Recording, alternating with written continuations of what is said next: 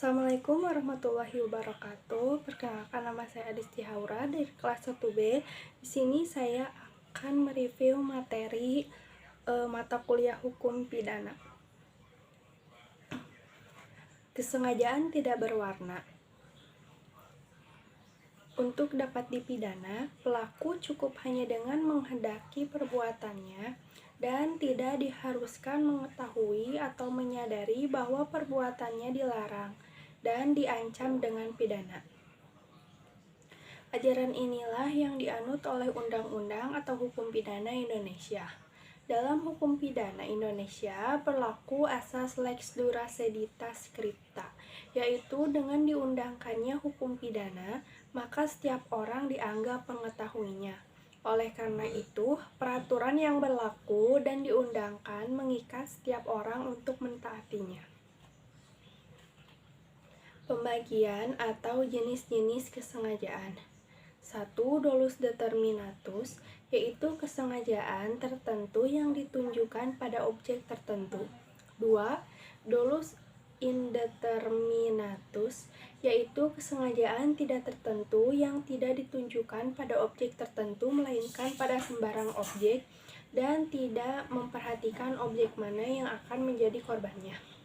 3. Dolus alternativus, yaitu kesengajaan yang ditunjukkan pada objek yang satu atau objek lainnya, jadi memilih satu di antara dua objek.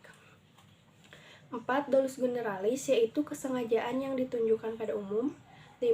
Weberse dolus generalis, yaitu kesengajaan yang ditujukan pada objek tertentu tetapi untuk mencapai tujuan itu dilakukan lebih dari satu perbuatan. 6. Dolus indirectus atau error haftung, yaitu kesengajaan terhadap suatu perbuatan yang menimbulkan suatu akibat tertentu yang sebenarnya bukan kehendak atau tujuan pelaku. 7. Dolus premeditatus adalah kesengajaan yang direncanakan lebih dulu. 8. Dolus repentinus atau dolus impetus, disebut juga Hastamut dari Jerman, yaitu kesengajaan yang merupakan kebalikan dari dolus premeditatus, yaitu kesengajaan yang timbul dengan sendirinya. Kekeliruan atau kesesatan atau salah kira. Dawning ignorance atau mistake, disebut juga tidak disengaja, dan keadaan batin seperti ini dinamakan juga kesesatan, kekeliruan, salah kira. Kenetatan pada dapat dibedakan. 1. Kesesatan peristiwa. 2. Kesesatan hukum. Yang ketiga, kesesatan atau kekeliruan orang. 4. Kekeliruan objek. 5. Penyimpangan sasaran. 6. Delik putatif. Cek kealpaan atau culpa merupakan kebalikan dari kesengajaan atau dapat juga disebut kurang hati-hati, yang terdiri dari kealpaan disadari dan kealpaan tidak disadari.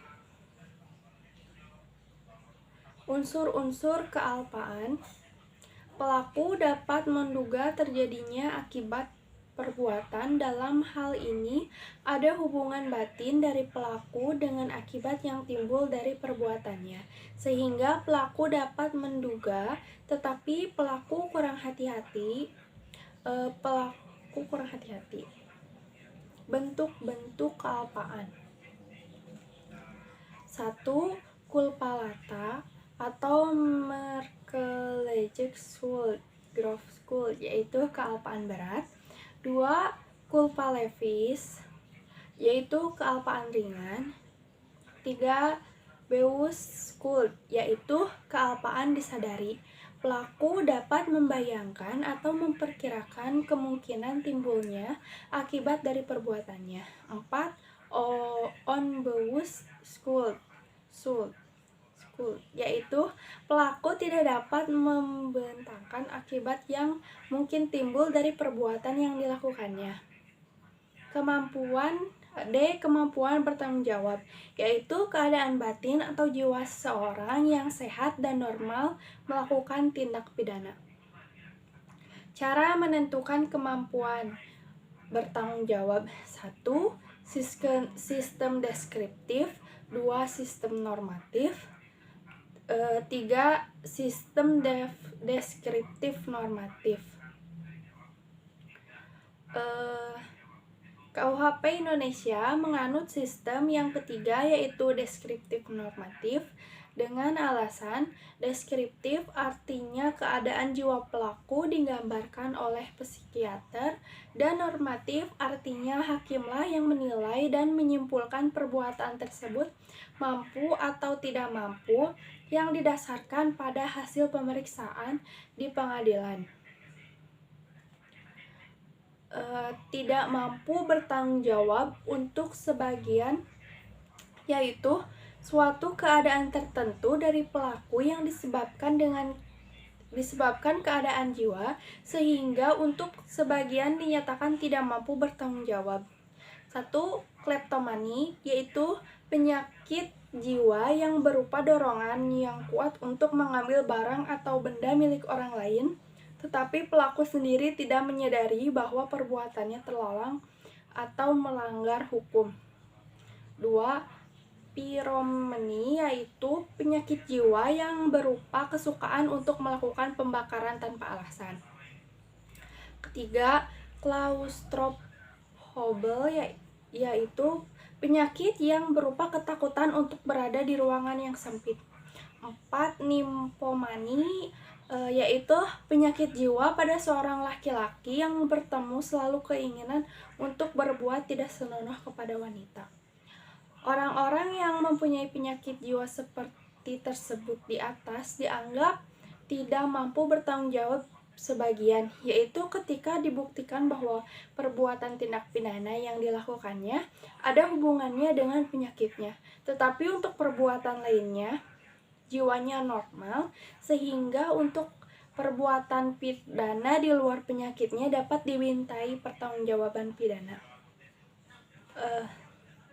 Keadaan mabok atau intoxication di Indonesia bukanlah kebiasaan masyarakat secara umum, yang berbeda dengan di Eropa dan di Amerika. Jadi untuk perbuatan mabok harus ada alasan dan latar belakang yang jelas. Dalam hal pelaku melakukan mabok secara sengaja supaya berani dan tidak malu dalam melakukan kejahatan adalah termasuk kesengajaan dan dapat dipertanggungjawabkan segala konsekuensi dan akibat dari perbuatannya. Jadi, bukan alasan pemaaf atau penghapus pidana. Atas dasar itu harus dilihat batas mampu dan tidak mampu bertanggung jawab. Batas mampu dan tidak mampu didasarkan pada dua pendapat, yaitu 1. Pelaku tetap dapat dipidana asalkan dapat dibuktikan bahwa pelaku mampu bertanggung jawab. 2. Pelaku tidak dapat dipidana karena dianggap tidak mampu bertanggung jawab. Dasar pertimbangannya adalah in dubio pro reo. Apabila terjadi keraguan-raguan, maka harus diambil putusan yang paling menguntungkan bagi terdakwa.